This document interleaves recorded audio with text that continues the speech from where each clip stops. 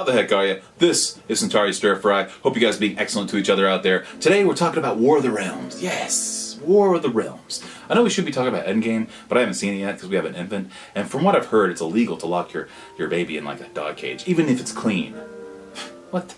Yeah, my wife checked. No, we're not doing that. But I haven't seen it yet, so don't spoil it. So today we're going to talk about War of the Realms and Loki. So we have a new comic book and an old statue. Alright, so if you haven't heard, War of the Realms is this big Marvel crossover. It's going through all the titles, all of them. All of them. I mean, you're probably going to have to spend like $500 to get it all. So don't do it. I don't recommend doing that. I just don't remember a big crossover. It seems like it's been a long time. But anyway, this is a huge one. And all the realms are coming to Earth to try to take it over. So you got ice giants, trolls, you got dark elves, demons, angels, everything. They're all coming to New York City to take it over. So this is issue number 1. I thought it was pretty good. I liked it so far. And all these I think you can go back and get, even though they started like about 2 weeks ago. You can still get these if you're interested and you haven't heard about it, or maybe you're new to comics or whatever. You can still go back and get most of this. It's not cheap though. This book right here is $6, so it will start to add up quickly. That's why I recommend you just get the things that are kind of look interesting. You don't have to collect them all to get the story. Just stick with the main title and you should be fine. And this one, Loki dies. Spoilers.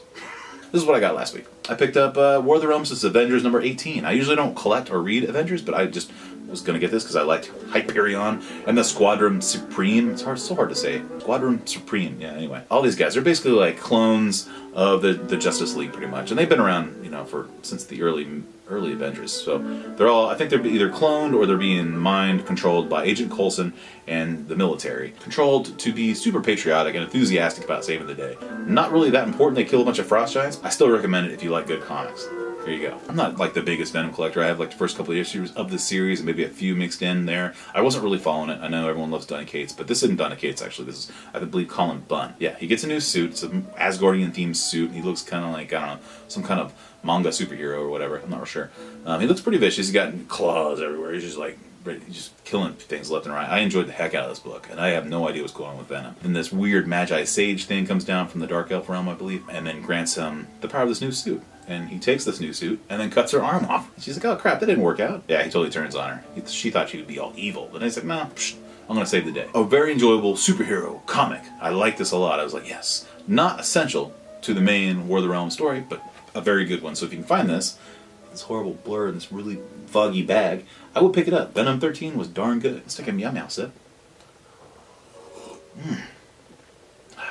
But alright, let's go back in time. Let's check out this Loki by Bowen Designs. This came out in 2008. Another oldie. But I love this, man. This is like straight from the comics. Looks just like Buscema artwork. It's so cool. Let's get into it. Let's open her up. Here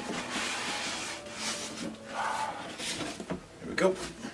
The Bowen Designs Loki on Throne next to the Blackest Night Diamond Pop. Loki on Throne. Bowen Designs 2008. And you can definitely tell it's from 2008. Like the paint is not like the greatest. It's okay. It's not bad. But it's definitely showing its age a little bit, I think. But as far as poses and pretty cool presents, I think this is cool. And it's definitely Bowen's definitely the way to go for like an entry level. If you're really wanting to get into statues, you've seen a lot of people talk about them or you've seen pictures of them, and you kind of want to get one, and you're a Marvel fan. I mean, Bowen is a really nice place to start, I think. Classic Loki, as far as I know, there's one custom that's really, really impressive. But there's not a whole lot of classic Loki out there. So there we go. All right, let's get a little closer. Check out this base here. The base is cool. Just the throne, right? And it's actually not very heavy. I'm surprised. It's not that heavy. There's a lot of really cool runage. Got some runage going on here. Some Celtic carvings in here. These little boots. Look at them booties. Look at those things. Really? You're going to show up to a fight with Thor wearing these things? They're like, I don't know, I guess they're like galoshes or something. Something a little girl would wear in the rain. That's what he's wearing. More detail here. Pretty cool. With the paint, though, I don't know. The paint's just okay. But you got little dragons and things in here. They're just kind of hard to see. Got some, I'm assuming, is Nordic writing. Some cracks. Here's the fur from a mammoth, I'm assuming, like a giant polar bear. Pretty good black wash over that, but for the most part, it's kind of it almost seems like a rushed paint job to me. And there's Loki's, nether regions, if that's what you're into. I mean, I'm just trying to help you guys out. I know there's all different types of collectors out there. Well, there you go. Feast your peepers. Feast your peepers on his chainmail taint? Is that the proper term? But yeah, there you got some shading here. Not bad. Chainmail, that's his ponytail, which is kind of strange. It almost looks like, I don't know what that is, like, it almost looks. To be honest with you, this ponytail almost looks like when a cat throws up. But I do like the shading in the green suit, and I like the position of his hands. Like I think it's pretty well done. You got the switch outs, right? You have the mug, right? The mug, the mead holder, and then you got the spear. When you put the spear on there, it's pretty darn hard. Like you get 18 inches. So know that when you're trying to display it, if you ever get this piece. So we got the spear here. Let's take the spear out while we're here, and we're gonna give him his tasty beverage. There you go. Yeah, come on, you can see it. It's definitely John Buscema artwork, and it looks freaking cool. It's just, like I said, suffers from the paint, but still pretty cool. Man, you gotta love classic Loki. Look at the helmet. Look at that look of disdain on his man. I mean, it's either that or he smelled a fart, but he's definitely got this very, like, disappointed look. You know, like you go into someone's car or maybe like an office and they just got through eating something, like, even if it's just like pasta or something, and you go into their office and the door's been closed for a while, they've been eating, but that smell just kind of lingers. And no matter what they eat, I mean, it could have been the best food in the world. It could have been like a delicious pizza. But still, the office smells like turds. That's the look on his face. Or maybe you farted, you know, in the car and you thought it was gone. Then you pick up a friend. That look they have on their face, that's what that is. That's what that is. Pretty cool paint on the helmet. I love Loki. Like, still, like one of the best villains out there. You know, a lot of times when people ask, like, "What's your favorite villain? What's Marvel's very like best villain?" I think it's Magneto, then Doom, but Loki is way up there. Loki is just one of the coolest villains out there, and I think he's definitely still to this day Marvel's best villain in the cinematic universe. That was a look at the Loki by Bowen Designs back in 2008, and you can definitely tell.